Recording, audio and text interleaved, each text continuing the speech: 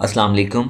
You are listening to Malik Shahzeb और इस video में हम HTML यानी कि हाइपर टेक्स्ट मार्कअप लैंग्वेज जिसको कहते हैं वो हम सीखेंगे। ये लैंग्वेज अगर आप वेबसाइट बनाना चाहते हैं या वेब डेवलपर बनना चाहते हैं तो ये लैंग्वेज आपको सीखना बहुत ज़रूरी है, क्योंकि PHP में ज़्यादातर काम कम यूज़ होती है। PHP ज़्यादातर ये लैंग्वेज यूज़ होती है।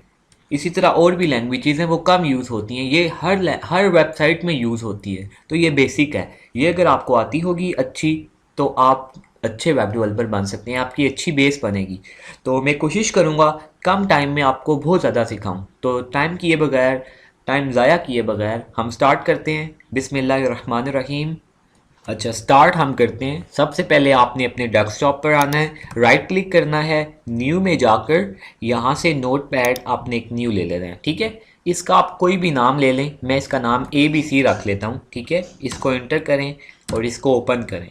ओपन करने के बाद आपने फाइल पर जाना है, यहाँ से सेव एज क्लिक करना है। ठीक है, और डेस्कटॉप पर आपने आना है, ये डेस्कटॉप है, और यहाँ पे आपने जो भी इसका नाम रखना है, मैं ABC रख रहा हूँ। ठीक है, .html, इसको .html करके आपने यहाँ से सेव कर देना है। इसके बाद क्या होगा, आपके डेस्कटॉप पर मैंने abc.html रखा था उसका नाम, तो उसका नाम का एक नई फाइल आ जाएगी और ब्राउज़र का इसके ऊपर साइन बना हुआ आएगा। अब इससे हो क्या क्या वेबसाइट का कि मैं इस नोट पैड में लिख के जब मैं इसको सेव करूँगा तो जब मैं इसको ओपन करूँगा तो वो वेबसाइट इसमें नज़र आएगी, क्योंकि आपको पता है कि हमारी जो भी वेबसाइट होती है वो ब्राउज़र में शो होती है। तो ये ब्राउज़र की फ़ाइल बन गई है, इसमें मुझे उसकी आउटपुट मिलेगी, इसमें मुझे नज़र आएगा कि जो वेबसाइट में यहाँ पे जो मैं कोड लिखूँगा ना वो यहाँ पे मुझे नज़र आएगा। तो चलें अब हम अपनी डेवलपिंग स्टार्ट करते हैं। तो HTML में दो तरह के टैग्स होते हैं, क्लोजिंग टैग्स होते हैं और एक कोई ऐसे टैग्स होते हैं जिनको हम क्लोज नहीं करते। तो ये तो चले मैं आपको वक्त के साथ साथ बताऊंगा, लेकिन फ़िलहाल ये बता देता हूँ क्लोजिंग टैग्स कौन से होते हैं। HTML में कोई भी जो टैग होता है ना उसको हम ये जो सिंबल आपको नज़र आ रहा है इससे स्टार्ट करते हैं। ठीक है, और उसके लास्ट में ये होता है, ये आपको बता रहा है HTML मेरा एक टैग है। ठीक है, ये टैग इस तरह स्टार्ट होता है और जब हमने इसको क्लोज करना होता है किसी भी टैग को, हम उसी तरह उसको इधर भी लिख देते हैं। ठीक है, और सिर्फ लास्ट में उसके अंदर एक स्लैश डाल देते हैं। तो ये जो स्लैश होता है ये किसको रिप्रेजेंट करता है कि ये हमारा उस टैग को क्लोज कर रहा है। तो HTML में जितनी भी हमने कोडिंग करनी है ये वो हमने HTML के टैग के अंदर कोडिंग करनी है, ये सबसे मेन टैग होता है। ठीक है, उसके बाद आता है हमारे पास हेड का टैग। ठीक है, और इसी तरह हेड के टैग को हमने क्लोज कर दिया। और फिर आता है बॉडी का टैग, और बॉडी के टैग को क्लोज कर दिया। बॉडी के टैग में हम जो कुछ भी लिखते हैं वो हमारी वेबसाइट पर लिखा हुआ आता है। फॉर एग्जाम्पल मैं लिखता हूँ माई नेम इज़ मलिक शज़ैब। ठीक है, यहाँ से हम फाइल पर जाते हैं और उसको सेव करते हैं। वापस हम है ना डेस्कटॉप पर जाते हैं। ठीक है, ये abc.html है, इसको हम डबल क्लिक करते हैं और ये देखें स्क्रीन पर लिखा आ गया है माई नेम इज़ मलिक शज़ैब। ठीक है, ठीक है। अच्छा, अब एक चीज़ आप देखें, यहाँ पे आपकी जो वेबसाइट का जो टैब है इसको हम टैब कहते हैं। ठीक है, यहाँ पे abc.html लिखा हुआ आ रहा है, तो मैं इसको अपनी मर्ज़ी से चेंज करना चाहता हूँ। मैं उसी तरह अपनी कोडिंग में आऊँगा, यहाँ पर हेड के टैग में एक टाइटल का टैग नया बनाऊंगा। ठीक है, और फिर उसको क्लोज कर दूंगा और उसके अंदर लिखूंगा फर्स्ट वेबसाइट, और यहाँ से Ctrl+S प्रेस करूंगा या फाइल में जाके इसको सेव कर लूंगा और ब्राउज़र में आके इस पेज को रिफ्रेश करता हूँ। ये देखिए यहाँ पे फर्स्ट वेबसाइट लिखा हुआ आ गया है। ठीक है, अच्छा, उसके बाद ये आता है कि ये मेरे पास एक लाइन है। ठीक है, मैं इसका साइज़ बड़ा करना चाहता हूँ। तो उसके मेरे पास आसान तरीका ये है कि मैं उसके लिए हेडिंग के टैग यूज़ करूँ। ठीक है, तो हेडिंग के टैग्स के लिए ये देखें यहाँ पे H1 हेडिंग है, H2, H3 ये मेरे टैग की स्टार्टिंग है और ये यहाँ पे क्लोज हो रही है।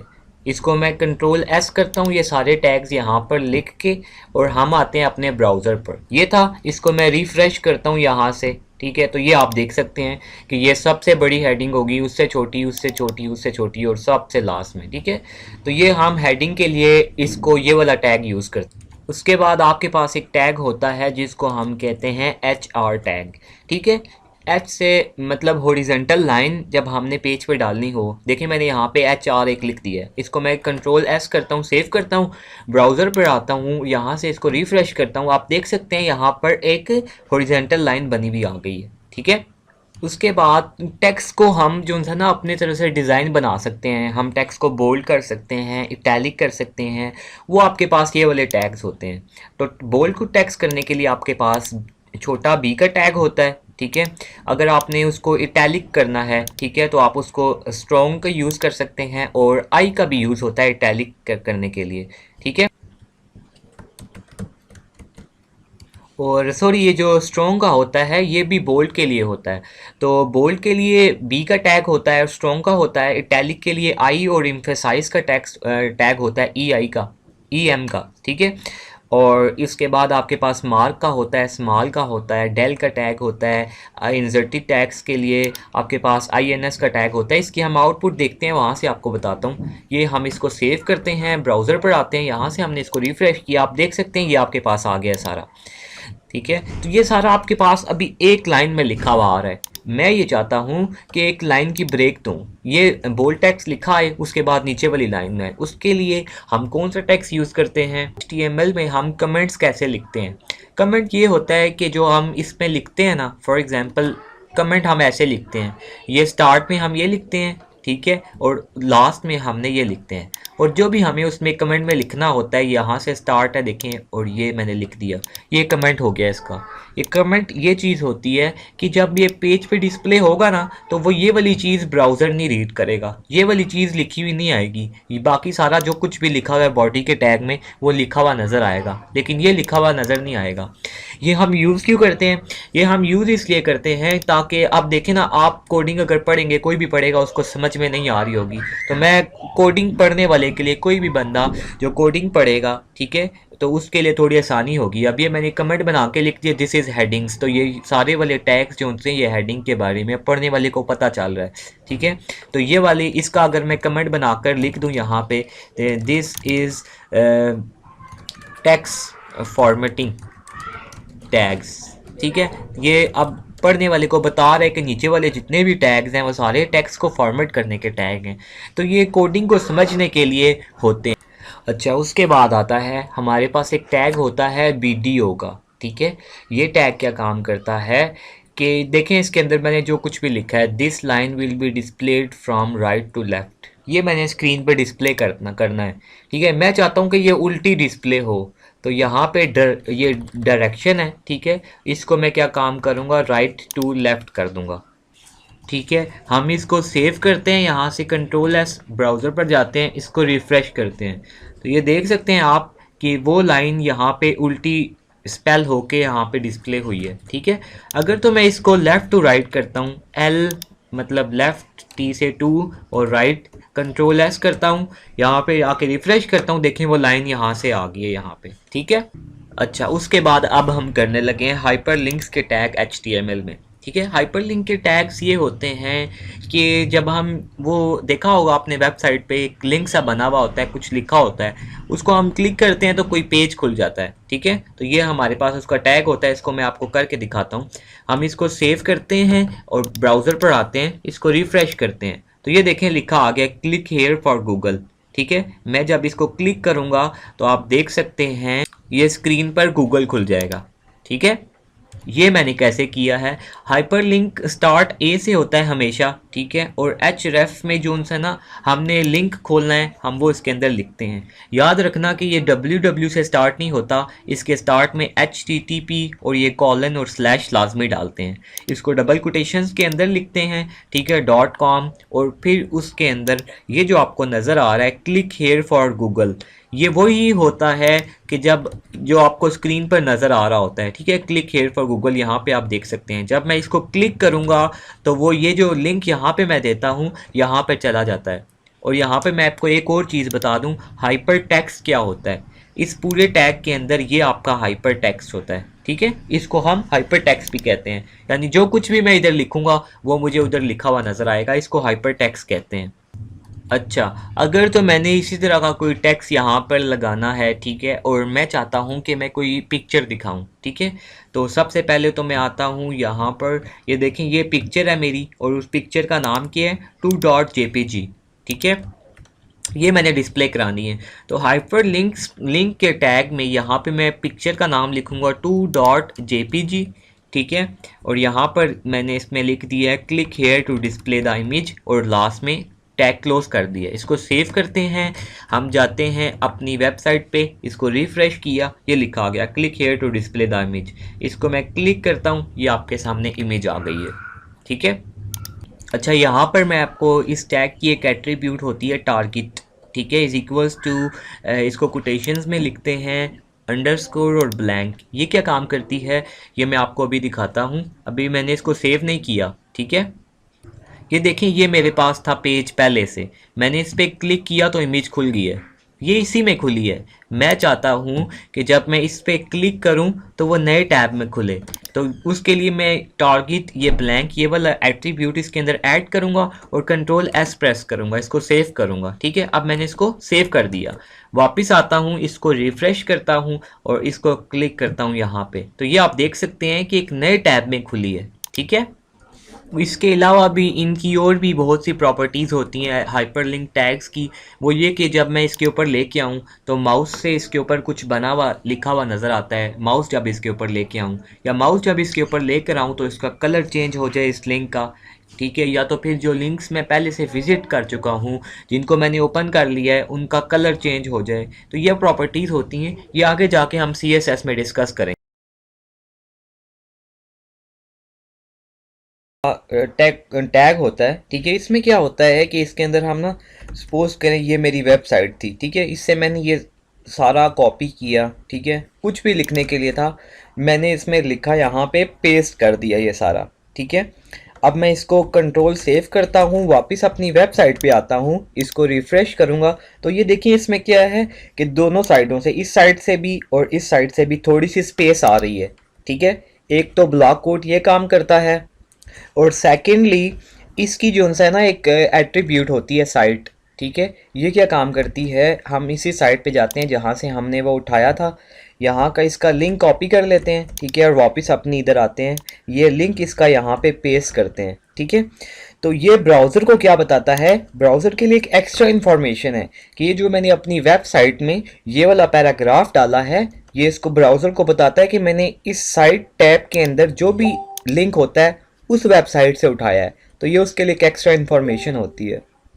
अच्छा, उसके बाद अब हम आते हैं कि हम अपनी पेज पे ना, वेबसाइट के पेज पे कोई इमेज डिस्प्ले कराना चाहते हैं, तो इमेज के टैग पे आते हैं। इमेज के टैग कैसे लिखते हैं हम, इमेज का टैग हम ऐसे लिखते हैं कि स्टार्ट हम img से करते हैं, ठीक है, और सोर्स इसकी एक एट्रीब्यूट होती है, यानी इसके अंदर एक टैग के अंदर एक सोर्स होता है, सोर्स इज इक्वल्स टू हम जो भी हमारी तस्वीर का इमेज का नाम होता है वो लिखते हैं। तो मैंने यहाँ पे कौन सी पिक्चर डिस्प्ले कराई है, ये देख सकते हैं, इसका नाम 2.jpg था, तो मैंने यहाँ पे ये 2.jpg लिख दिया, ठीक है।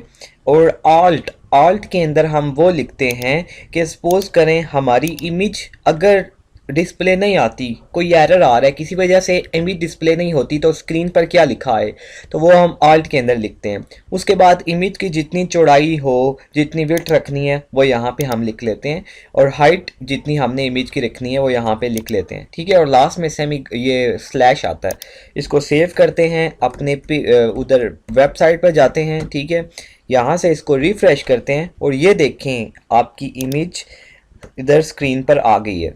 अच्छा, उसके बाद अगर तो आपने ना इमेज किसी वेबसाइट से उठानी है तो उसके लिए हम क्या काम करते हैं, हम या गूगल पर आते हैं, ठीक है, और यहाँ पर हम जो है ना जो भी हमने तस्वीर अपनी वेबसाइट पर डिस्प्ले करानी है वो हम यहाँ पर लिखते हैं, यहाँ पे काफ़ी सारी आ जाती हैं, एक मैंने खोल ली है, इसको आपने राइट क्लिक करना है, ठीक है, और open in a new tab करना है, तो ये आपके पास इमेज खुल जाएगी। ये जो सारा लिंक आ रहा है इसको आपने कंट्रोल ए करके कॉपी कर लेना है और वापस आप अपने नोट पैड में आना है, यहाँ पे जो सोर्स था 2.jpg की जगह इसको मैंने कॉपी कर लेना है, ठीक है, ये सारा उसका पाथ है, इसको सेव करना है, ठीक है। इसको सेव किया और वापस हम आए अपनी वेबसाइट पर। हमने इसको रिफ़्रेश किया और देखें ये नेट से गूगल से कोई भी इमेज इस तरह आपने डिस्प्ले करनी है तो उसका लिंक इस तरह आ जाता है, इस तरह डिस्प्ले हो सकती है। उसके बाद आप अपनी इमेज को एज अ लिंक भी इस्तेमाल कर सकते हैं। ठीक है, तो लिंक इस्तेमाल करने के लिए मैं आपको बताता हूँ। हम यहाँ पे गूगल पे आते हैं। आपने काफ़ी सारी इसमें पिक्चर्स देखी होंगी वेबसाइट पे।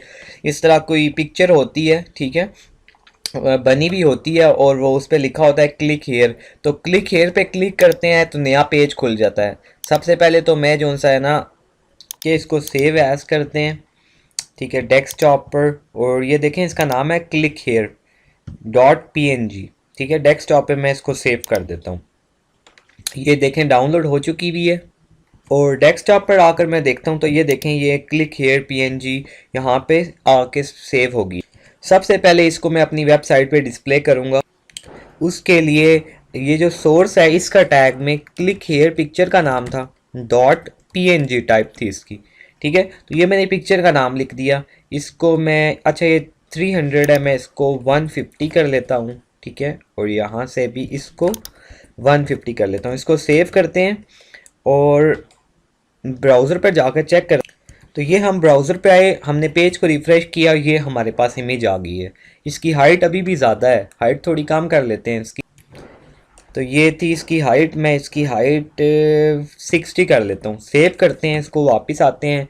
ये देखें इसकी हाइट कम हो गई है, क्लिक हेयर है। ठीक है, अब मैं करना ये चाह रहा हूँ कि मैं इस पर क्लिक करूँ ना तो गूगल का पेज खुल जाए, या कोई भी जो पेज मैंने डालना है इस इमेज पे क्लिक करूँ तो वो खुल जाए। उसको हम कैसे करते हैं, उसके लिए मुझे यहाँ पे ना एक हाइपर रेफरेंस का टैग डालना पड़ेगा लिंक का। ठीक है, तो मैं यहाँ पे आता हूँ इस इमेज के ऊपर, ये मैंने टैग डाला। ठीक है, और पेज कौन सा खुलना चाहिए, गूगल का। तो मैं यहाँ पे गूगल का टैग देता हूँ www.google.com। ठीक है, और ये इसके अंदर देखें जहाँ पे हम डालते थे क्लिक हेयर, उसकी जगह मैंने पिक्चर डाल दी है। और लास्ट में इसको हम क्लोज कर लेते हैं इस टैग को। इसको सेव करते हैं, ब्राउज़र पर आते हैं, इसको रिफ़्रेश करते हैं। इसको देखें अब इसके ऊपर लिंक बना हुआ आ गया है। इसको मैं क्लिक करूँगा तो आप ये देख सकते हैं ब्राउज़र में मेरे पास गूगल का पेज खुल गया। तो इसी तरह आप पिक्चर को क्लिक हेयर या रीड मोर के बटन लगाकर आप कुछ भी कोई भी काम करा सकते हैं, किसी भी पेज पर जा सकते हैं। अच्छा, ये जो टैग है ना IMG का, इसका एक प्रॉब्लम है। इसका प्रॉब्लम ये है कि जब हम पिक्चर लगाते हैं ना तो वो स्टार्ट एक नई लाइन से होती है। ये देखें यहाँ पे ये था गूगल लिखा था, इसके बाद नीचे वाली लाइन में ये स्टार्ट हुई है। ठीक है, और तो अगर मैं इस पिक्चर को अपनी मर्ज़ी से एडजस्ट करना चाहता हूँ, मैं यहाँ पर लगाना चाहता हूँ पिक्चर को, यहाँ पर लाना चाहता हूँ, यहाँ पर या यहाँ पर, तो उसके लिए हम CSS की एक प्रॉपर्टी यूज़ करते हैं, फ्लोटिंग की। तो उसके लिए हम CSS की प्रॉपर्टी की यूज़ करते हैं। ये CSS मैं आपको नेक्स्ट वीडियो में बताऊंगा इसके बारे में। CSS की जो होती है, 3 तरह की CSS होती है, नेक्स्ट टाइम मैं बताऊंगा। फ़िलहाल नेक्स्ट वीडियो में बताऊंगा ना। तो इस वीडियो में फ़िलहाल आपने इतना याद रखना है कि ये स्टाइल का टैग है। नेक्स्ट वीडियो में बताऊंगा इसके बारे में, ठीक है ना। इसमें जस्ट मैंने फ्लोट का एक एट्रीब्यूट डाली है और उसको मैंने लेफ्ट कर दिया है, ठीक है। और ये विड्थ और हाइट उसी तरह भी आप लिख सकते हैं। इसको सेव करते हैं हम और वापस आते हैं अपनी इस पे। देखें अब ये टेक्स्ट था मेरा और इसके लेफ्ट पे आ रही है इमेज, ठीक है। अगर मैं इधर आगे फ्लोट में इसको राइट कर देता हूँ, ठीक है, इसको सेव करते हैं, वापस जाते हैं, देखें वो इमेज राइट पे चली गई है इसी लाइन के टेक्स्ट पे। और अगर तो मैं इसको सेंटर करता हूँ तो आप देख सकते हैं यहाँ पे इसको रिफ्रेश किया तो ये सेंटर पे आ गई है, ठीक है ना। अच्छा, अब मैं आपको एक बड़े ही मज़े की चीज़ बताता हूँ, ठीक है। वो ये है कि जब हमारे पास बहुत बड़े पेजेस होते हैं ना, एक काम करते हैं, पहले इस पेज को बड़ा बना लेते हैं।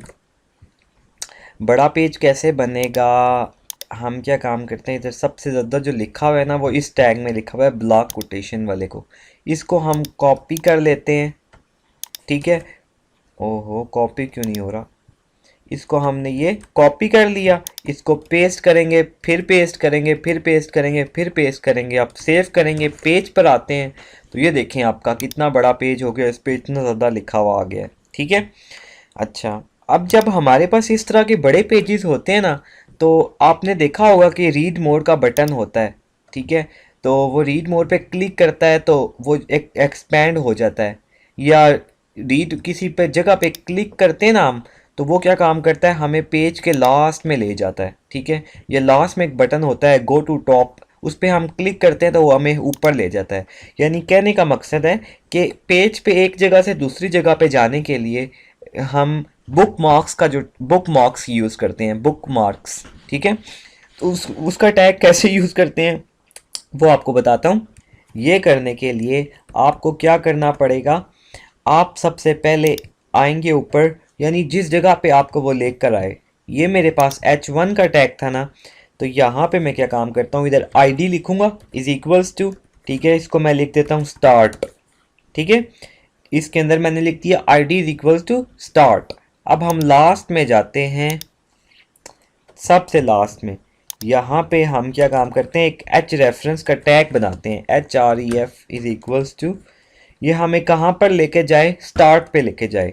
तो मैं इधर हैश लिखूंगा, ठीक है, और यहाँ पे लिखूंगा साथ स्टार्ट, और इसके क्लोज करूंगा, यहाँ पे हाइपर टेक्स्ट लिखूंगा, click here to go to start. इसको क्लोज कर लेते हैं, ठीक है।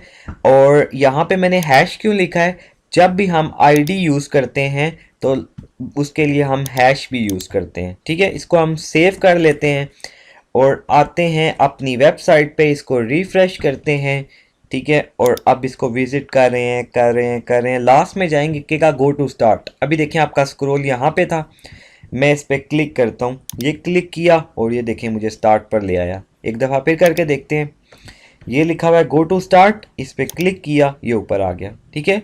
तो ये बुक मार्क्स का टैग होता है, ये किस लिए यूज़ होता है, पेज पे जंप करने के लिए। अच्छा, अब मैं आपको एक और बड़े मज़े की चीज़ सिखाता हूँ, वो ये कि अभी जो हमने ये वाली इमेज लगाई थी ना, इस पर किसी जगह पे भी क्लिक करें तो एक पेज खुलता था गूगल, लेकिन हम ये चाहते हैं कि इस इमेज के दो हिस्से कर लें, ठीक है। अगर मैं क्लिक पे क्लिक करूं तो कुछ और खुले, अगर हेयर पर क्लिक करूं तो कुछ और खुले। यानी एक इमेज है और उसके डिफरेंट पार्ट्स हैं, किसी पार्ट पे क्लिक करूं तो कुछ और ओपन हो, सेकंड पार्ट पे क्लिक करूं तो कुछ और ओपन हो। तो इस तरह की इमेज को हम मैपेबल इमेज कहते हैं, या तो हम कहते हैं इमेज विद क्लिकेबल एरियाज, ठीक है। उसको हम यूज़ कैसे करते हैं, हम यहाँ पे कोडिंग पे आते हैं, ठीक है, और ये स्टार्ट से पहले थोड़ी सी जगह छोड़ देते हैं, यहाँ पे हम उसको लिखेंगे। सबसे पहले तो हम सिंपल IMG का जो टैग है उसको यूज़ करते हुए इमेज का टैग लिखते हैं। तो उसके लिए हम क्या काम करते हैं, सबसे पहले तो सोर्स, मैंने ये पिक्चर का नाम लिया है, ठीक है, और इसके अंदर हम एक एट्रीब्यूट यूज़ करते हैं यूज़ मैप, इसका जो भी मर्ज़ी आप नाम रख लें। मैंने लिखा है हैश प्लैनेट मैप, ठीक है। उसके बाद हमारे पास मैप का टैग है, ठीक है, उसका नाम प्लैनेट मैप ये था ना, इसमें हमने ये रखा था कि इस इमेज के लिए ये वाला मैप यूज़ करना है। तो ये वो मैप यहाँ पे यूज़ हो रहा है, ये मैप मैंने क्लोज कर लिया। अब इस मैप के अंदर ना इमेज के मैंने टैग्स देने हैं कि इमेज के कौन से हिस्से में जब मैं क्लिक करूं तो कौन सी पिक्चर खुले, ठीक है। तो ये मैंने एरिया दिया है, इमेज के एरिया रेक्टेंगल लिया है, रेक्टेंगल के आपको पता है कोर्स 4 हिस्से होते हैं, तो ये उसका मैंने एरिया ले लिया। ये अपनी मर्ज़ी से आप एडजस्ट कर सकते हैं। और अगर इमेज डिस्प्ले ना हो तो वो ये लिखा हुआ है, ठीक है। और जब वो इस पर क्लिक करेगा तो ये वाली इमेज खुलनी चाहिए, 2 वाली, ठीक है। ये डेस्कटॉप पे 2.jpg पड़ी हुई है। और एक और उसी इमेज पे लिया है, सर्कल लिया है मैंने, जिसके ये हिस्सा है, सर्कल के 3 होते हैं, तो ये उसका है कोड्स हैं ये उसके, और ये उसका प्लैनेट, उसका मैंने लिखा है कि अगर वो ना डिस्प्ले हो तो ये लिखा है। और H रेफरेंस यहाँ पर भी 2 लिखा हुआ है, इसको 1 कर देते हैं, ठीक है। ये मेरे पास आपको मैं डेस्कटॉप पे दिखाता हूँ, ये मेरे पास 2 इमेज है और ये मेरे पास 1 इमेज है, ठीक है। तो अब हम इसको जो सा ना सेव करते हैं, ठीक है, और अपने इधर ब्राउज़र पर आते हैं, यहाँ से इसको रिफ्रेश किया, ये इमेज आ गई मेरी लास्ट में, ठीक है। अब देखें आप, ये इमेज थी, ये सन है मेरा, ठीक है, और ये मेरा एक छोटा सा प्लैनेट है।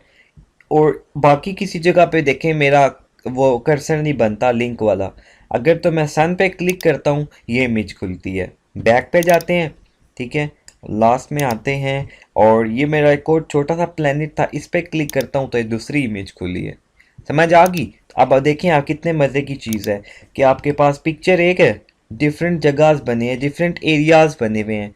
डिफरेंट एरिया पे क्लिक करते हैं तो डिफरेंट इमेज खुलती है। डिफरेंट लिंक भी आप एडजस्ट कर सकते हैं। यहाँ पे क्लिक करें गूगल खुले, यहाँ पे क्लिक करें तो फेसबुक खुले। तो इस तरह आप कर सकते हैं। अच्छा, अब मैं आपको बताने लगा हूँ HTML के जो बहुत ज़रूरी टैग्स होते हैं पैराग्राफ के लिए, ये मोस्टली यूज़ होते हैं। हम कुछ टेक्स्ट ले लेते हैं यहाँ से, ये मैं कॉपी कर रहा हूँ, ठीक है। ये आपका P का टैग होता है, ठीक है। इसके अंदर जो कुछ भी आपको लिखना है ना, आप इसके अंदर लिख लेते हैं, लास्ट में P को क्लोज कर लेते हैं। ये आपका क्लोजिंग है पैराग्राफ और ये आपका पैराग्राफ स्टार्टिंग है। इसकी खासियत ये है कि ये नई लाइन से स्टार्ट करता है हमेशा, ठीक है। देखना लास्ट में इमेज से ऊपर न्यू लाइन से स्टार्ट होगा। इसको सेव करते हैं और ये लास्ट में आते हैं तो ये देख सकते हैं ये हमारा यहाँ पे ख़त्म हो रहा था ना, तो ये उसने जो सा, सॉरी यहाँ पे नहीं है, हाँ यही है, तो ये लास्ट में ख़त्म हो रहा था। तो अच्छा, ये कोडिंग में मैं आया हूँ तो मुझे पता चला है वो थोड़ा सा गलत इसलिए आ रहा था। ये देखें, ये यहाँ पे बीच में ब्लॉक कोटेशन भी कॉपी हो गया है। इसको हम डिलीट करते हैं और तो कहीं पे भी नहीं है ना ब्लॉक कोटेशन। अब इसको सेव करते हैं, वापस इधर आते हैं, इसको रिफ़्रेश किया, ठीक है। ये देखें, ये इसने न्यू लाइन से इसको स्टार्ट किया है। ये यहाँ पे ख़त्म हो रहा है ना, मैंने कोई BR ब्रेक लाइन का टैग यूज़ नहीं किया। तो पैराग्राफ की खासियत ये होती है कि ये हमेशा न्यू लाइन से स्टार्ट करता है। हम इसी कोड को कॉपी करते हैं, ठीक है। ये हमने ना इसी कोड को यहाँ से कॉपी किया, ठीक है। और अब हम क्या काम करते हैं, एक और होता है पैराग्राफ का, इसको कहते हैं PRE, प्रीफोरेटेड पैराग्राफ। ये मैंने इसको क्लोज कर दिया। ये क्या काम करता है, इसको सेव करते हैं, पेज पे आके आप खुद देख लेना। ये देखें, ये वही वाला पैराग्राफ है। इस यहाँ पे मैंने P यूज़ किया था, ठीक है, और यहाँ पे मैंने प्रीफोरेटेड यूज़ किया है। ये टेक्स्ट को थोड़ा सा उसका डिज़ाइन चेंज कर लेता है, टेक्स्ट को इस तरह का बना लेता है। अच्छा, अब हम आते हैं HTML का जो बहुत ज़रूरी एक हिस्सा है वो टेबल्स के। आपने अक्सर वेबसाइट्स में देखा होगा कि जो इंसान ना जैसे हमारी मैट्रिक का रिज़ल्ट चेक करने की जो वेबसाइट है उसमें रिज़ल्ट हमारा एक टेबल में बना हुआ आ रहा होता है।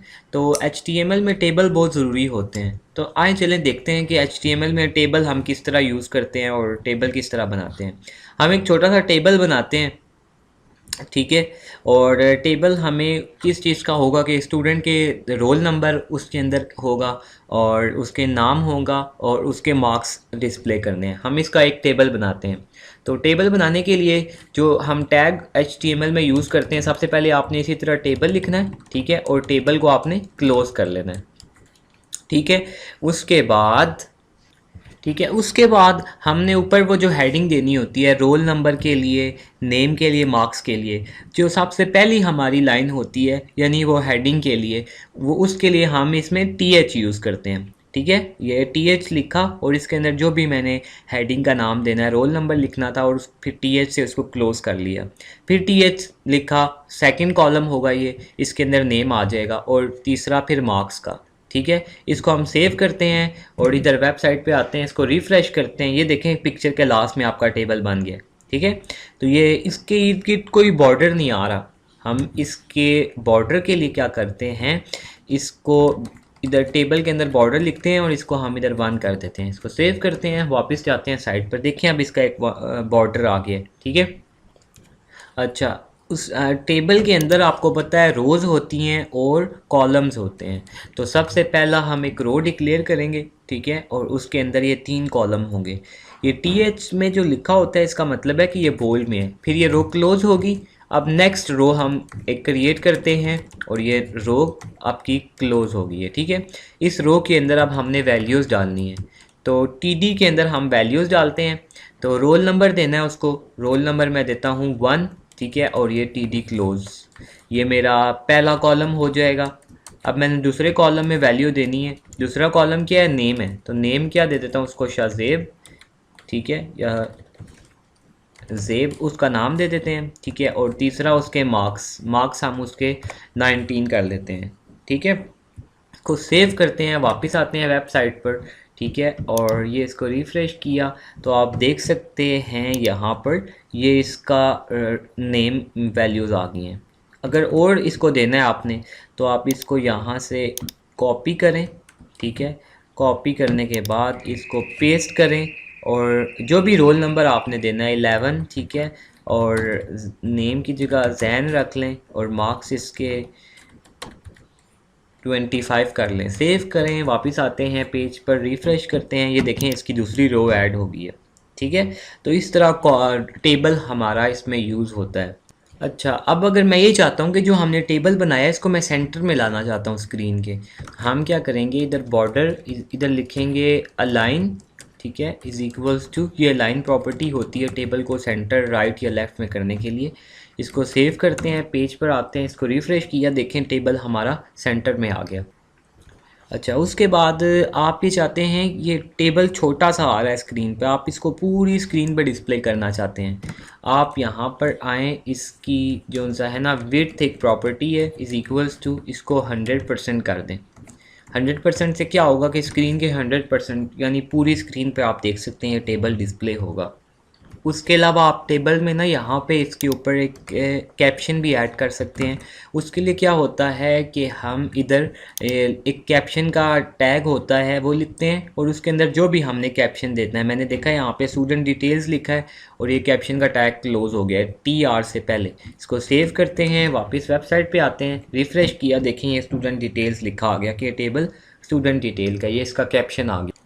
अच्छा, अब कभी कभी ऐसा होता है ना, हम टेबल की दो प्रॉपर्टीज़ होती हैं बहुत इंपॉर्टेंट, कि जब हमें दो रोज़ को मिला के ना अपनी एक रो को हमने दो रो के इक्वल करना हो तो ऐसा सिनेरियोज आ सकते हैं। फॉर एग्जांपल आपके पास दो लड़की हैं, एक का नाम रोल नंबर 1 है और दूसरे का रोल नंबर 11 है और दोनों का नाम बाय चांस जैन है, ठीक है। तो उसके लिए हम क्या काम कर सकते हैं, यहाँ पे दो लिखे हुए हैं, दो रोज़ बनी, हम एक भी बना सकते हैं रो जैन, वो 1 वाले को भी जैन इंडिकेट करेगी और 2 वाले को भी जैन इंडिकेट करेगी। उसके लिए कैसे करते हैं हम, उसके लिए सबसे पहले तो आपने ये वाला जैन वाली एक कॉलम ये ख़त्म करना है, ठीक है, और यहाँ पर आएंगे, इसको हमने दो के इक्वल करना है, तो ये रोज स्पैन इज़ इक्वल्स टू, यहाँ पे हम 2 कर देते हैं, ठीक है, और यहाँ पे हम जैन लिख देते हैं, इसको सेव करते हैं, ठीक है। अब ये जो रो होगी ना, ये क्या काम करेगी, ये 2 के इक्वल हो जाएगी। आप इसको जो सा है ना हम UL से रिप्रेजेंट करते हैं, UL से लिखते हैं, और ये जो हमारी ऑर्डर लिस्ट होती है इसको हम OL से लिखते हैं, ठीक है। इसमें आपके पास टाइप्स कौन कौन सी होती हैं, डिस्क होती है, उसके अलावा आप सर्कल होता है, उसके अलावा स्केयर होता है, और एक और हम रखते हैं नन, कि कोई भी टाइप ना हो, ठीक है। और ये जो आपकी ऑर्डर्ड होती है इसमें आपकी कौन कौन सी टाइप्स होती हैं, इसमें सबसे पहली हमारी नंबर्स की सूरत में हो सकती है 1 2, ठीक है, दूसरी ABC के कैपिटल लेटर्स, छोटा a, ठीक है, I रोमन की जोन सी होती है, अपर केस रोमन की काउंटिंग होगी इससे, ठीक है, और आई कर सकते हैं लोअर केस रोमन की काउंटिंग होगी। इसको हम करके देखते हैं। तो स्टार्ट आपका ये UL के टैग से होता है और ये UL यहाँ पे क्लोज हो गया, ठीक है, और इसके अंदर आपकी सारी लिस्ट होती है। ये आपकी LI के अंदर हम आइटम्स लिखते हैं। आइटम हमारे पास कौन सी हो सकती हैं, सपोज करें मोबाइल है, ठीक है, और सेकंड आइटम हम ले लेते हैं वेजिटेबल, थर्ड आइटम ले लेते हैं, कुछ भी ले लें, कोई पेन वगैरह ले लें, ठीक है। ये आपके पास 3 आइटम्स आ गई और ये हमने नीचे UL को क्लोज किया हुआ है।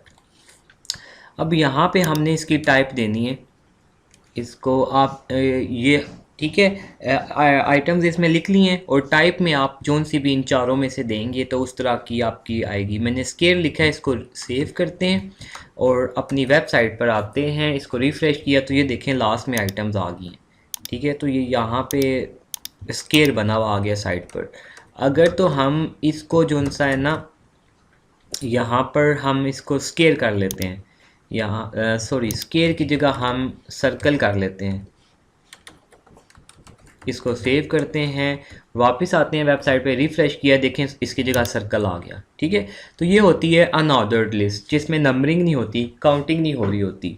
अब आते हैं ऑर्डर्ड लिस्ट की तरफ, जिसका मैंने आपको बताया ये OL से स्टार्ट होती है और ये OL क्लोज़। ठीक है, और उसके बीच में LI बिल्कुल इसी तरह होता है। यही वाली आइटम्स मैं उठा के इधर लिख रहा हूँ। ठीक है, और इसकी टाइप हम आपको बताया 4 टाइप्स होती हैं इसकी, ये 5 टाइप्स होती हैं। टाइप इज़ इक्वल्स टू, अगर मैं 1 करता हूँ, इसको सेव करते हैं हम, वापस वेबसाइट पर आए, रिफ़्रेश किया, तो ये देखें ये हमारी ऑर्डर्ड लिस्ट है जिसमें काउंटिंग हो रही है 1 2 3। ठीक है, अगर तो मैं इसकी जगह ए लिखता हूँ कैपिटल, सेकंड टाइप ये वाली, सेव करते हैं, रिफ़्रेश किया, वापस पेज पे आए, तो ये यहाँ पे ABC लिखा गया 1 2 की जगह। अगर तो मैं इधर जो सा है छोटा आई लिखूँ, ये मिटा के छोटा आई किया, सेव किया, रिफ़्रेश किया, वापस पेज पे आए, और ये देख सकते हैं आप रोमन में काउंटिंग इसकी स्टार्ट हो गई है। तो बहरहाल अनऑर्डर आपकी वो होती है जिसमें काउंटिंग नहीं हो रही होती, ये डॉट डॉट या सर्कल या स्केयर बने हुए आ रहे होते हैं, पर और ऑर्डर्ड वो होती है जिसमें काउंटिंग हो रही होती है आपकी आइटम्स की। आप इन दोनों को मिला के भी एक नेस्टेड लिस्ट बना सकते हैं जो कि इनका मिक्स हो। फॉर एग्जांपल यहाँ पे हम मोबाइल को मिटाते हैं, लिखते हैं मोर डिटेल्स। ठीक है, ये मोर डिटेल्स लिखा, और यहाँ पे जो हमने नीचे वो बनाई थी ना, उसको मैं पेस्ट कर रहा हूँ ऑर्डर्ड लिस्ट को। इसको सेव करते हैं, पेज पे आते हैं, देखें ये अनऑर्डर्ड लिस्ट के अंदर एक ऑर्डर्ड लिस्ट आ गई है। इस तरह की जो लिस्ट होती है इसको हम नेस्टेड लिस्ट कहते हैं। जिस तरह आपको रिक्वायर्ड है वेबसाइट पर, जिस तरह आपने डिस्प्ले करना है, उस तरह की आप लिस्ट बना के डिस्प्ले कर सकते हैं। अच्छा, उसके बाद लिस्ट की एक और टाइप आती है, वो डिस्क्रिप्शन लिस्ट, डिस्क्रिप्टिव लिस्ट उसको कहते हैं। इसमें देखिए हमारे पास ये आइटम्स थी और हमने सिर्फ अपनी आइटम्स को लिख दिया है, डिस्प्ले कर दिया है। लेकिन डिस्क्रिप्टिव लिस्ट वो होती है जिसमें हम आइटम्स को थोड़ा सा एक्सप्लेन कर लेते हैं। फॉर एग्जांपल ये मेरी आइटम थी, तो एक लाइन मैं लिख लूँगा इसको एक्सप्लेन करने के लिए। ठीक है, वो हम कैसे लिखते हैं, तो अब हम करने लगे हैं डिस्क्रिप्शन लिस्ट। उसके लिए ये लिख लेता हूँ यहाँ पे डिस्क्रिप्शन लिस्ट। ठीक है, ये मैंने क्लोज़ किया, इसको बोल्ड कर दिया इसको मैंने। अच्छा, उसके लिए हम क्या काम करते हैं, सबसे पहले DL का टैग होता है। जैसे यहाँ पे UL का टैग था ना, या OL का टैग था, ये सबसे पहले यहाँ पे DL का टैग होता है, और इसको फिर क्लोज़ कर लेंगे। DL का मतलब है डिस्क्रिप्टिव लिस्ट। ठीक है, इसके अंदर हम अपनी टर्म को लिखते हैं DT टर्म, और ये हमारी टर्म क्लोज़ हो रही है, DT क्लोज़। अच्छा, टर्म मेरी कौन सी है, सबसे पहली टर्म मोबाइल थी। ठीक है, मोबाइल मैंने लिख दिया। अब इस टर्म को मैं एक्सप्लेन करूँगा। D से मतलब डिफ़ाइन और D से मतलब टर्म। यहाँ पे D से मतलब डिफ़ाइन और D से डिस्क्राइब, DT आ गया। ठीक है, और इसको it is a mobile, it is a device for making calls. ठीक है, ये DT से मैंने इसको क्लोज़ कर दिया। उसके बाद हम एक और बना, इसको कॉपी कर लेते हैं, इसी को यहाँ से कॉपी किया। ठीक है, और इसको यहाँ पे पेस्ट कर दिया। दूसरी डिवाइस, दूसरी हमने आइटम कौन सी लिखनी है, कंप्यूटर। ठीक है, और यहाँ पे चेंज कर लेते हैं, it is an electronic device लिख लेते हैं, it is an electronic device. इसको सेव करते हैं हम, और अपनी वेबसाइट पर आते हैं, इसको रिफ़्रेश करेंगे, और लास्ट में आके देखते हैं ये आपकी आ गई है डिस्क्रिप्शन लिस्ट। ठीक है, ये आपकी आइटम है, और ये जो आपने इसको DD के टैग में उसको एक्सप्लेन किया था। अच्छा, अब हम बनाते हैं HTML का जो बहुत ही इम्पोर्टेंट चीज़ है, वो है फॉर्म्स। ठीक है, ये बहुत इम्पोर्टेंट है, ये तकरीबन हर वेबसाइट में यूज़ होता है। फॉर एग्ज़ाम्पल ले लें आप फेसबुक, देखें फेसबुक को जैसे ही हम ओपन करते हैं तो वहाँ पे हमारे पास एक लॉगिन का दो टेक बॉक्सेस बने आते हैं, एक यूज़र नेम के लिए और एक पासवर्ड के लिए, और फिर लॉगिन का बटन होता है। तो वो जो लॉगिन का पेज होता है वो एक फॉर्म्स होते हैं, फॉर्म्स के ज़रिए वो हमसे इनपुट लेता है। तो हम उसी तरह का एक लॉगिन पेज बनाते हैं सिंपल सा। ठीक है, तो उसके लिए सबसे पहले आपने क्या काम करना है, आपने फॉर्म एक लिखना है। ठीक है, और फॉर्म का टैग आपने क्लोज कर देना है, ये आपका हो गया। उसके बाद हमने क्या काम करना है, सबसे पहले तो हमने कहना है यूज़र नेम। ठीक है, यूज़र नेम इधर स्पेस देते हैं। ठीक है, और यहाँ पे हम BR का टैग लगा लेते हैं।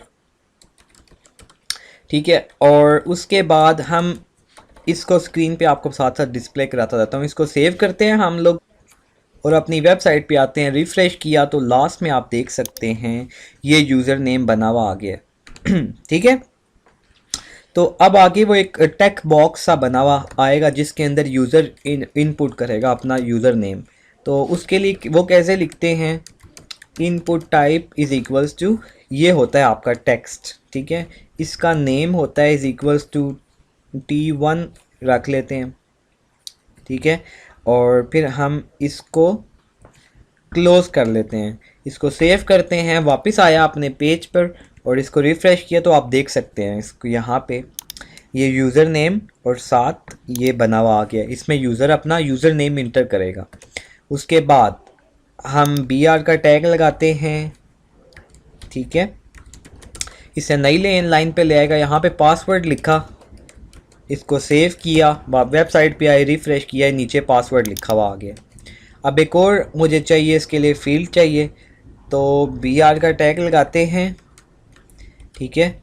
और input type is equals to, अच्छा टेक बॉक्सेस की काफ़ी सारी इनपुट टाइप्स होती हैं। यहाँ पे मैं पासवर्ड इसकी टाइप रख रहा हूँ, ठीक है। और name is equals to PAS रख लेते हैं और ये क्लोज़ किया। इसको सेव करते हैं, रिफ़्रेश किया तो ये देखते हैं आप, ये यहाँ पे आ गया।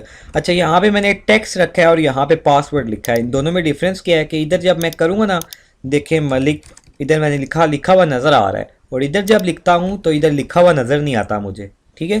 तो ये होता है पासवर्ड और टेक्स्ट लिखने का डिफरेंस। लास्ट में होता है एक बटन बना हुआ आता है लॉगिन का। तो उसके लिए हम क्या काम करेंगे हम सबसे पहले तो यहाँ पे इसको BR देंगे, ठीक है। इसे नई लाइन में आ जाएगा। यहाँ पे हम एक बटन शो कराना चाहते हैं, input type is equals to submit, ठीक है। सबमिट का मतलब है कि यूज़र जो भी इंफॉर्मेशन है वो सबमिट कर दे। और यहाँ पे आता है बटन का नेम क्या है, हम लिख देते हैं सबमिट, उसका नेम है। और ये हमने इसको क्लोज़ कर दिया, ठीक है। सेव किया, पेज पर आए, रिफ़्रेश किया तो ये सबमिट का आपका बटन आ गया।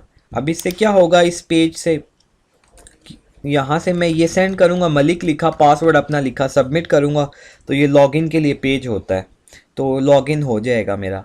अब इसमें थोड़ा सा अगर इसकी हम डिज़ाइनिंग करें, साथ में आपको एक और टैग सिखा देता हूँ। इसका एक टैग होता है फील्ड सेट का, तो ये मैं लिखता हूँ फील्ड सेट, ये आप किसी पे भी लगा सकते हैं, ठीक है।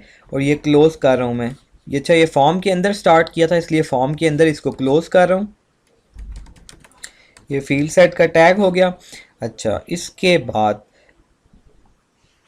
यहाँ पे मैं लिखता हूँ लेजेंड, ठीक है। और यहाँ पे लिखता हूँ इंटर योर डिटेल्स, ये लेजेंड टैग को भी क्लोज कर दिया। इसको सेव करते हैं, वेबसाइट पे आएंगे तो आप देख सकते हैं यहाँ पे ये, इसको रिफ़्रेश करते हैं, रिफ़्रेश किया इसको तो ये देख सकते हैं आप, ये इसके इंटर योर डिटेल्स लिखा हुआ आ गया यहाँ पे और इसके गिर्द ये बॉक्स बना हुआ आ गया। तो इसी तरह अगर मैं इसके अंदर और कुछ ऐड करना चाहूँ, फॉर्म एलिमेंट में आपको पता है चेक बॉक्सेस होते हैं, रेडियो बॉक्सेस होते हैं, तो हम लिखाते हैं यहाँ पे एक और लिख लेते हैं पासवर्ड के बाद इनपुट बटन से ऊपर यहाँ पे हम लिखते हैं जेंडर लिख लेते हैं एक, ठीक है। और यहाँ पे लिखते हैं, दो टाइप के होंगे ना, या तो मेल होगा, अगर वो मेल है तो यहाँ पे रेडियो बटन लगा लेते हैं। Input type is equals to, यहाँ पे लिखते हैं रेडियो और यहाँ पे इसका name is equals to male, ठीक है। ये क्लोज हो जाएगा। फिर इसी तरह हमने एक और रेडियो बटन बनाना है फीमेल का और input type is equals to radio और वैल्यू नेम इसमें हमने ख्याल रखना है रेडियो बॉक्सेस में, दोनों का नेम यहाँ पे अगर मैंने मेल रखा है ना तो यहाँ पे भी मुझे मेल नेम ही रखना पड़ेगा, ठीक है। दोनों का नेम सेम होना चाहिए। अच्छा ये यहाँ से हम इसको कॉपी करते हैं, कट किया, मैं इसको यहाँ पे डिस्प्ले करना चाहता हूँ इस BR के बाद, इसको सेव करते हैं, ठीक है। और वापस अपने वेबसाइट पे पेज पे आए और ये देख सकते हैं आप यहाँ पर, आप सबमिट का बटन भी न्यू लाइन में लेके जाना चाहते हैं तो यहाँ पे आप BR का टैग लगा लें, सेव किया, वेबसाइट पर आए तो नेक्स्ट लाइन में आ जाएगा। अब जेंडर को देखें, मैं नेम यहाँ पे एक सिलेक्ट हो रहा है, या मेल होगा या फीमेल होगा। अगर तो मैं नेम चेंज कर दूं, यहाँ पे ए डाल दूं और यहाँ पे नेम मेल है, दोनों का नाम चेंज हो गया है। सेव करते हैं, वेबसाइट पे आएंगे, आप देखना ये वाला भी चेंज चूज़ हो रहा है, ये वाला भी चूज़ हो रहा है। तो ऐसा तो नहीं हो सकता मेल भी हो फीमेल हो, इस वजह से ये कंडीशन है कि यहाँ पे दोनों का जो नेम है वो सेम होना चाहिए।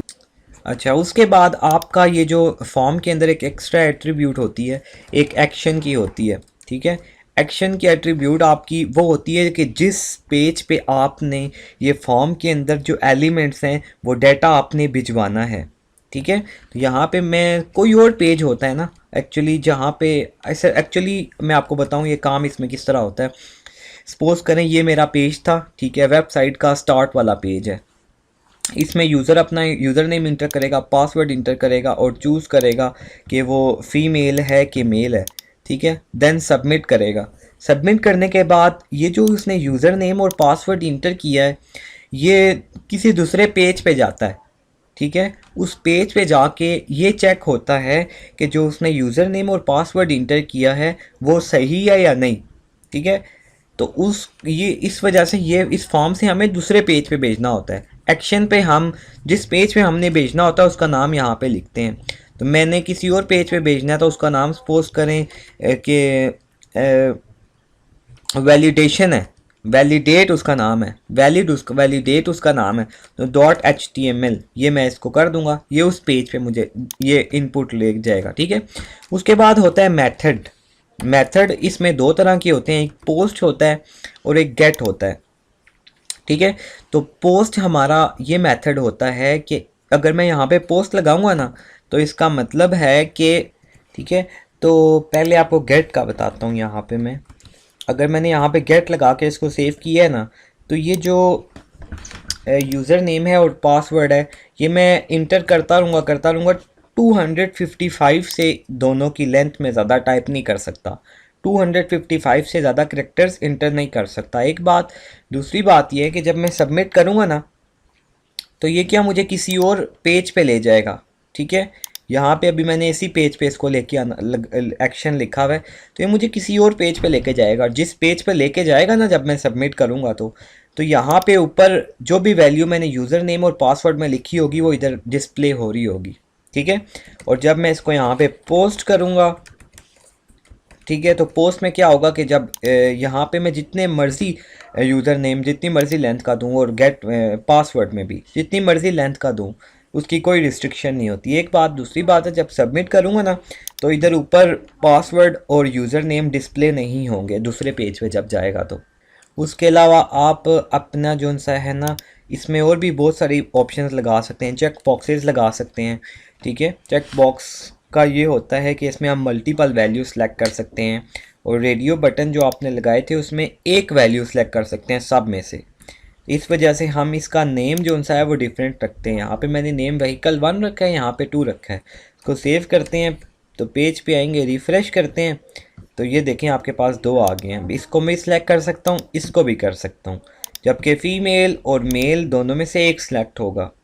अच्छा, उसके अलावा आपके पास एक आई फ्रेम का टैग होता है, ठीक है, जो कि आपको ये बताता है कि आप मतलब इससे ये होता है कि आपकी वेबसाइट का ना एक छोटा सा फ्रेम बन जाता है, ठीक है। देखें सोर्स के अंदर जो भी मैं लिखूँगा ना, फ़िलहाल मैंने youtube.com लिखा है, इसको सेव करेंगे, पेज पे आएंगे, रिफ़्रेश करते हैं इसको। देखें यहाँ पे क्या हुआ है, यहाँ पे कोई वेबसाइट नहीं आई। अच्छा, वो वेबसाइट नहीं खुल रही थी, उसमें कोई एरर था। तो इस सोर्स में आपने कोई भी वेबसाइट देनी है, ठीक है। मैंने इसमें एक वेबसाइट दे ली है, इसको सेव करेंगे, वेबसाइट पे आते हैं, इसको रिफ़्रेश करेंगे ना, ठीक है। तो ये क्या काम करेगा, आपको आपके पास ना ये वाली मेरी वेबसाइट थी पूरी अब, ठीक है। ये पूरी वेबसाइट ना एक छोटा सा इसका फ्रेम बन गया है और मैं अपनी वेबसाइट पे छोटे से फ्रेम के अंदर उस वेबसाइट को देख सकता हूँ। ये आई फ्रेम का टैग काम होता है। अच्छा, उसके अलावा अगर आपने अपनी वेबसाइट पे वीडियो दिखानी है, कोई वीडियो अपलोड करनी है अपने सर्वर से, तो उसके लिए वीडियो का टैग होता है, ठीक है। इसमें आप अपनी मर्ज़ी से उसकी विड्थ दे सकते हैं जितनी, और हाइट भी चेंज कर सकते हैं, और सोर्स में आपने अपनी उस वीडियो का नाम देना है, ठीक है।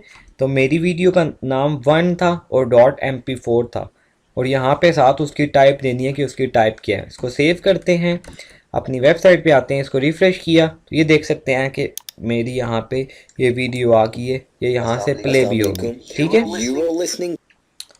और अगर तो आपने जो सा है ना अपनी जो सा ना किसी यूट्यूब से वीडियो को आपने अपलोड करना है, ठीक है, उस जैसे ये यूट्यूब से वीडियो आ रही है, ये कैसे होता है। सबसे पहले आपने यूट्यूब पे वीडियो पे जाना है और आप देख सकते हैं यहाँ पे एम्बेड का होगा, यहाँ पे क्लिक करना है और ये जो टैग आपको नज़र आ रहा है इस पूरे को कॉपी कर लें, ठीक है, और अपने इधर इस पर आएँ, यहाँ पे उसको पेस्ट करें।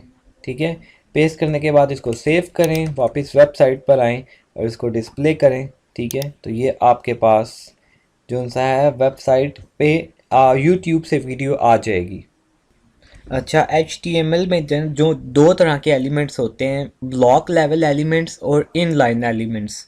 ब्लॉक लेवल एलिमेंट्स वो होते हैं जो स्क्रीन की फुल विड्थ पे उनका इफेक्ट होता है, और इनलाइन एलिमेंट्स वो होते हैं कि जिनका असर कुछ स्क्रीन के कुछ हिस्से पे हो सकता है। ठीक है, जैसे ये इस इतने हिस्से पे है। तो वैसे तो हम HTML में डिव्स में काम करते हैं, ठीक है, लेकिन ये डिव और जो अपना स्पैन टैग्स हैं ये ज़्यादातर CSS में यूज़ होता है। तो इतनी तो हमने HTML बेसिक जो इम्पोर्टेंट थी वो तो हमने सीख ली है, बाकी जो जो हम HTML को यूज़ करेंगे वो उसको साथ साथ सीखते जाएंगे। तो इस वीडियो के लिए इतना ही। नेक्स्ट वीडियो में इंशाल्लाह CSS करेंगे, CSS सीखेंगे, CSS क्यों ज़रूरी है, ये सारी बातें। उसके बाद हम जावास्क्रिप्ट करेंगे और जावास्क्रिप्ट करने के बाद हम एक दो वेबसाइट्स बनाएंगे जिससे आपकी HTML बहुत अच्छी हो जाएगी। ठीक है, उसके बाद इंशाल्लाह PHP पे भी काम करेंगे। तो दो तीन वेबसाइट्स आपने बना ली तो समझो आपकी ग्रिप हो जाएगी और इंशाल्लाह ये बहुत जल्दी हो जाएगा। सो अगर फिर भी कोई कन्फ्यूजन है जो मैंने बताया है आप कमेंट में पूछ सकते हैं या मुझे फेसबुक पर मैसेज कर सकते हैं। सो इस वीडियो के लिए इतना ही। गुड बाय, अल्लाह हाफिज़, अपना ख्याल रखिएगा, टाटा।